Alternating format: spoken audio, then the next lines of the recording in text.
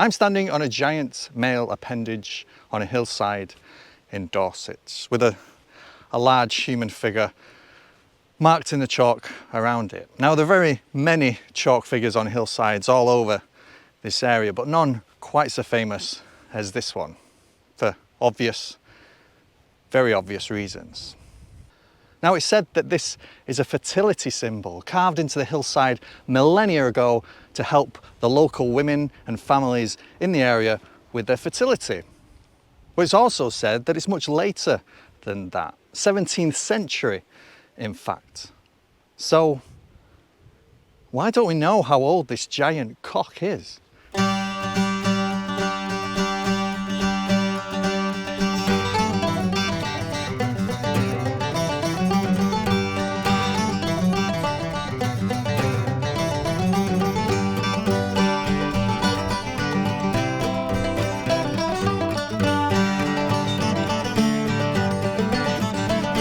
Yep, welcome to Cerne Abbas, a very ancient village with one very famous resident, and probably the most famous male appendage anywhere in the world. And all right, yeah, probably one of the most famous chalk figures anywhere in the world as well. But anyway, this fella has been drawing people here for a long, long time. The problem is, we just don't know for how long.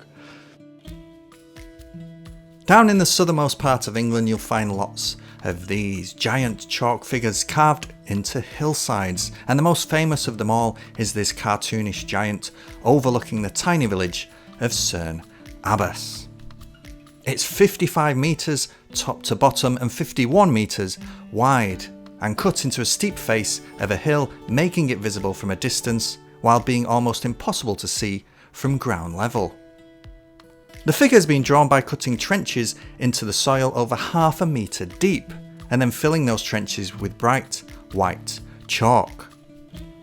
So what does it depict? Well, it's a man, that much is pretty certain, with strong legs, broad chest, tiny head and comically wobbly arms. In its right hand it's holding a knobbly club, 2/3 the length of its own body, while his left arm is outstretched in a kind of come and have a go gesture.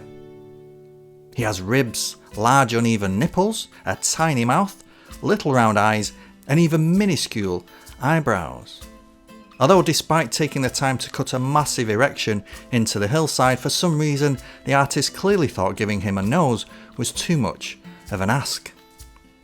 And the phallus, well, the phallus is clearly standing to attention, indicating that this particular giant enjoys wielding his club a little too much.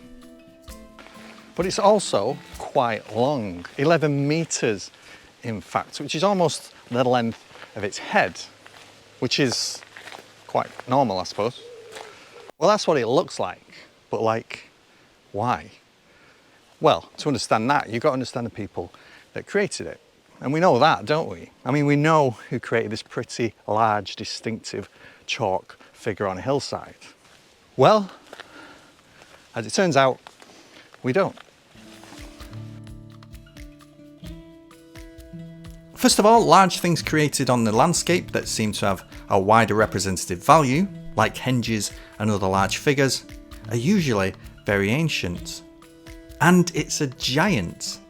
And it's simple like a cave painting. And it's facing the heavens. And all of these things, for various reasons, just scream ancient, like Neolithic.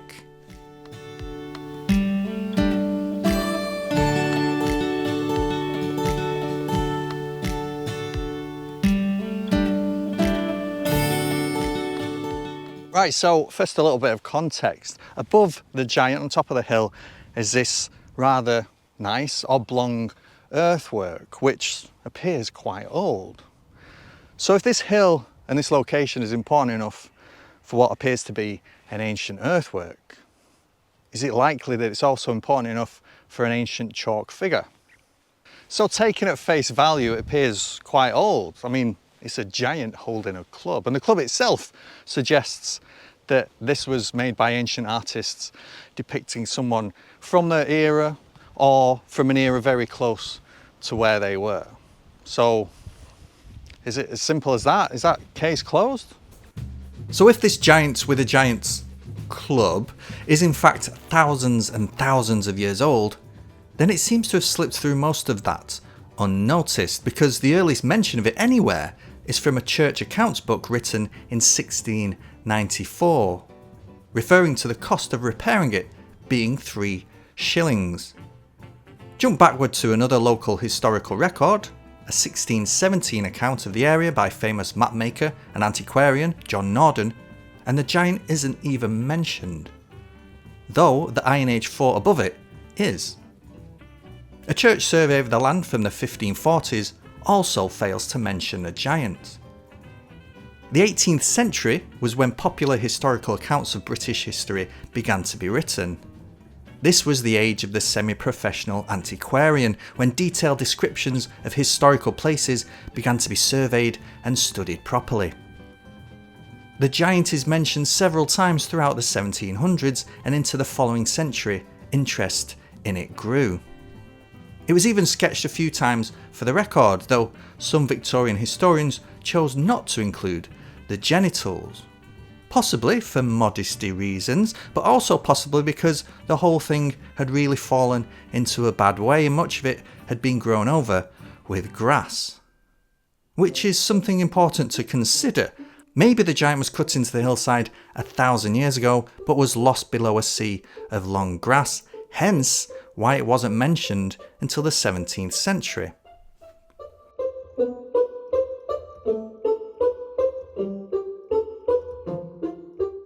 So let's go back to this idea that it's not ancient, but what seems more likely from the 16th or 17th centuries.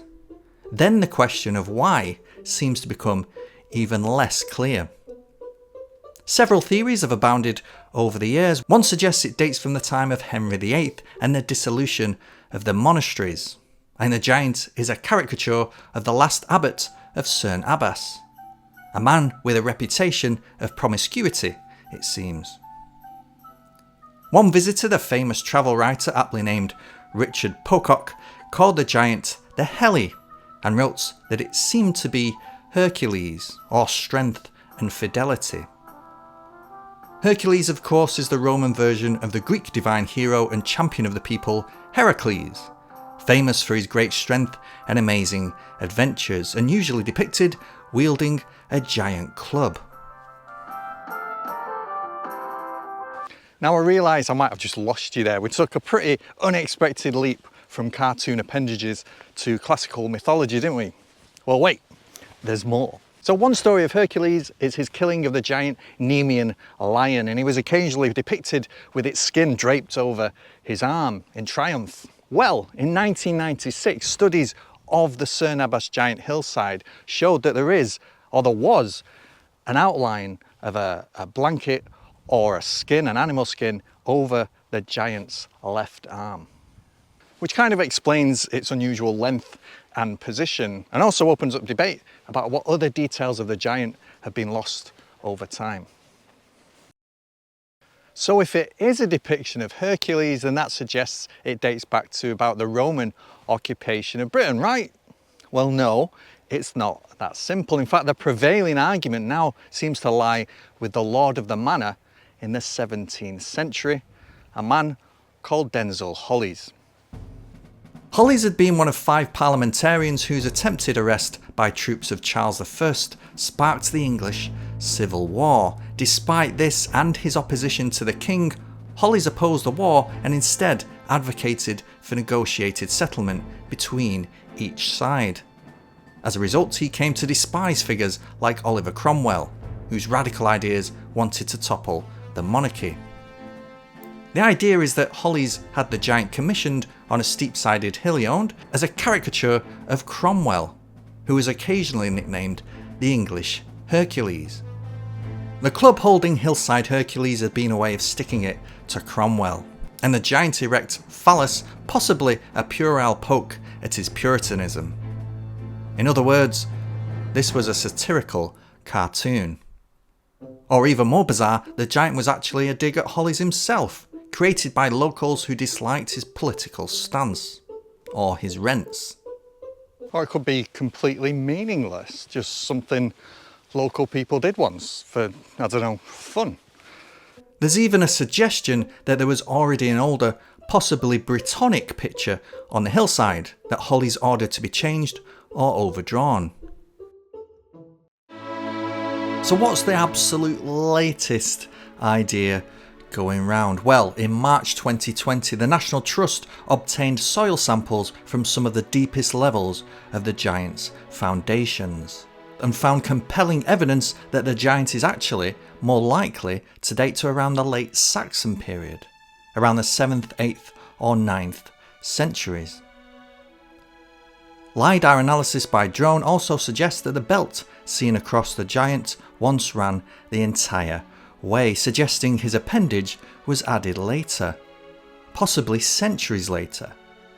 We already know that it grew over the years, absorbing the belly button.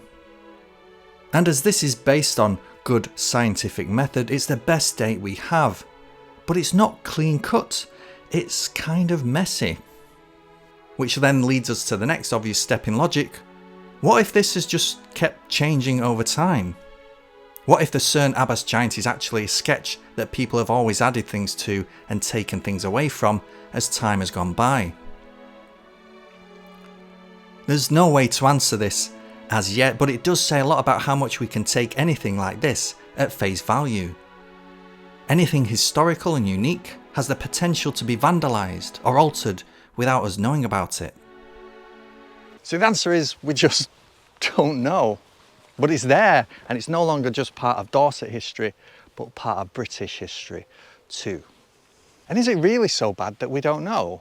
I mean, this whole corner of England is full of chalk figures, many of which we don't know the origins of.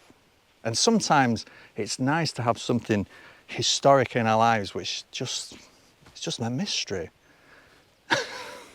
And sometimes knowing everything about everything in the world around us takes away some of the fun of it, it takes away some of the mystery, and takes away some of that wonder of things like the Cerne Abbas Giant.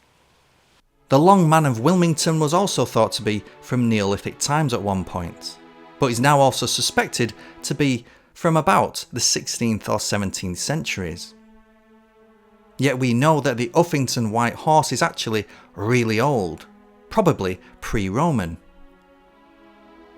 But I quite like it when strange things like the Cerne Abbas Giant also come with a bit of mystery to them. It leaves the door open to all kinds of stories, local folklore and speculation. Some local stories say that the figure is the outline of a real giant that fell asleep on the hillside and was decapitated by locals while he slept. Later Victorian era folklore says that even infertility can be cured by sleeping or sleeping with someone on top of the giant. Today the Cerne Abbas Giant is a source of fun. It makes people smile, and most people don't really care how long it's been here. They just enjoy the fact that it is here. And that, to be honest, is a great way to be about anything.